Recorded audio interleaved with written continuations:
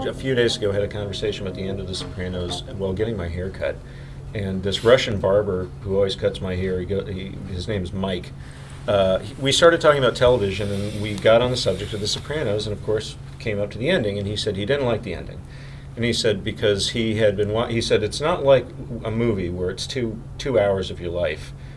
I don't mind it so much if a movie ends that way, but a television show, when I've been watching it for 6 years, he said I want the dot. He said I want the dot, and I didn't know what he meant. And then a friend of his corrected him and said, "You mean the period?" And he said, "Yeah, the period." He said the period, not the question mark. That was or what the he ellipsis, said. yeah. And so, and you know, something you were saying earlier about what we, and in fact, and I mentioned the ellipsis too, but something you were saying earlier about what we want as a viewer.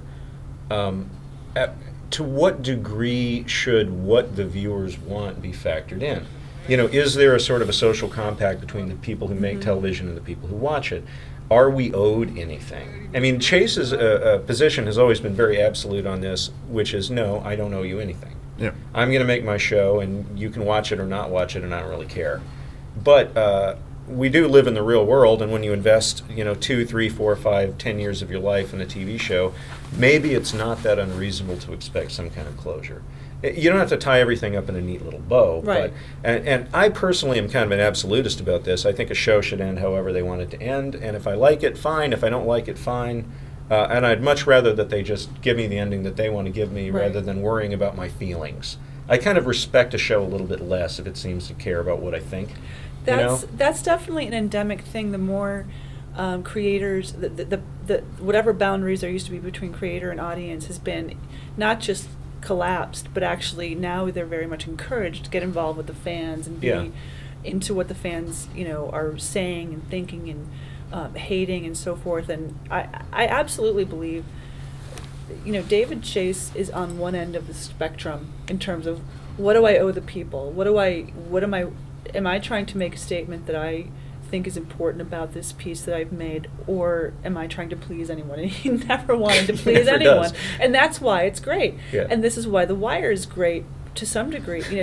Because David Simon said, all that TV hand-holding, we're not doing that. Yeah. So it's like what can be frustrating about a particular piece can also be what makes it great. So I'm willing to accept the ending of The Sopranos, and I understand intellectually that this is what David Chase wanted to do, but reading what he said in Alan's book and reading some other comments that he made recently. That interview he did recently, I can't remember what outlet it was in, but it seemed like he came perilously close to explaining what he intended. And one thing I was wondering about and wanted to get all of your perspective on is it, what do we think of the artist's statement once the artist comes out 5 years later and says, well, my vision for this ending was a deeply humanistic I hate it when they do that. I hate it when they do that. To me, it was really interesting because I actually had more compassion for the guy and what he was trying to say. Truthfully, in these interviews, he sort of outlined this far more humane thought process behind the ending that I didn't get at all. Can you summarize it for people who didn't read that article? He made some comments saying that people unfairly thought of The Sopranos, that the statement he was trying to make was that people don't learn, people don't change. What he was really saying in his comments, to boil it down, is it's very, very difficult to change, and he's not making an indictment of people trying to change. And the ending was not meant at all to reinforce this idea that people are essentially, he's essentially pessimistic about human nature. I mean, do you think that that's somewhat fair characterization? Well, I think that may have been, not that he didn't say it elsewhere, but I'm pretty sure that was in Alan Sepinwall's book. This idea that, I'm not trying to impose a pessimistic view of people that they don't change on the show. I'm trying to reflect what I see as the reality of these people, which a lot of other things, not just the ending, but a lot of other things in the last 2 episodes pointed to as well. AJ's junior pinko, I'm going to join the army and then be a helicopter pilot for Donald Trump / join the CIA, and Carmela's just like, Yeah. And then she's like, here, take this script, go work for this film company, we'll give you a car, just with the crazy talk. Yeah. And definitely it's his view that AJ can't change because he's too fucking stupid. He is. And I'd have Alas. to agree. Yeah. You have to wonder how much of that was acting. Sorry, Robert Eiler. But yeah, I think that that's the substance of it, is that he was like, I think a lot of people had sort of capsuled his take on the show and the characters into people don't change, and this is my sort of misanthropy about these characters. But what he said in the last couple of years is much more like, this is the mafia. Like, I don't really think it's realistic for me to put a bow on this particular set of people. That it's a little tweak, but it's meaningful, I would say. When it originally aired, I didn't even have a TV, never mind cable. I was in that post-college age where money didn't exist.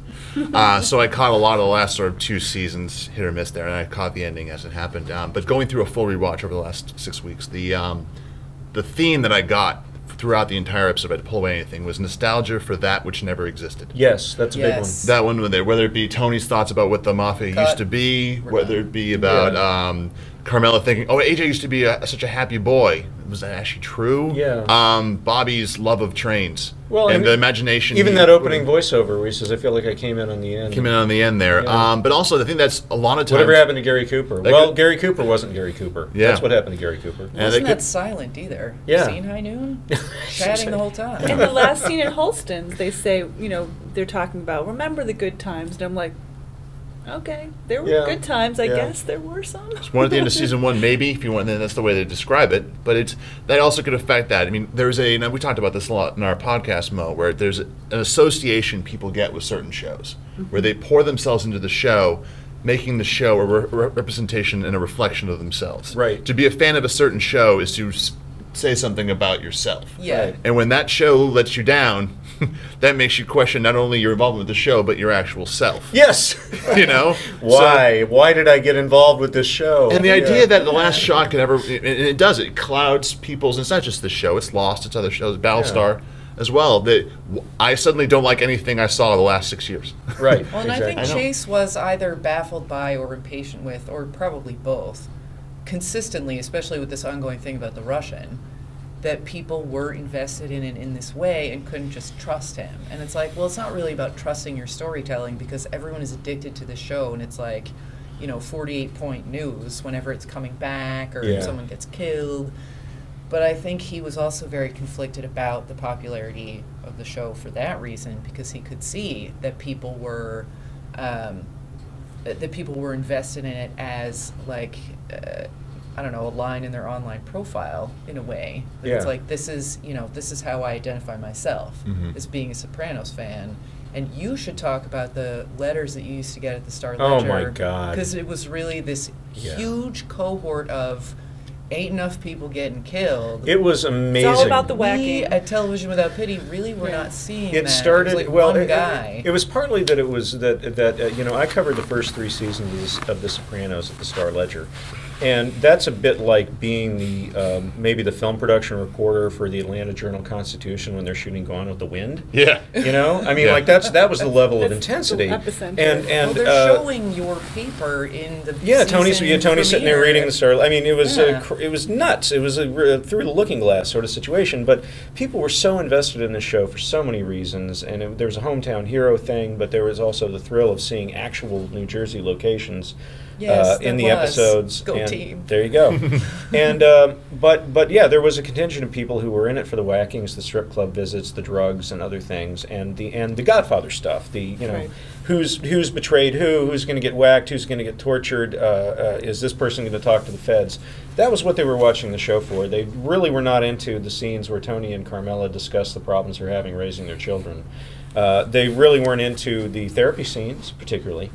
And they really got angry at the end of season 2, the whole big pussy on the boat stuff, and Tony getting food poisoning, and they talking fish. They were bringing the mail like it was like Miracle on 34th Street. They're like bringing the mail in sacks, and it's like, I hate this show.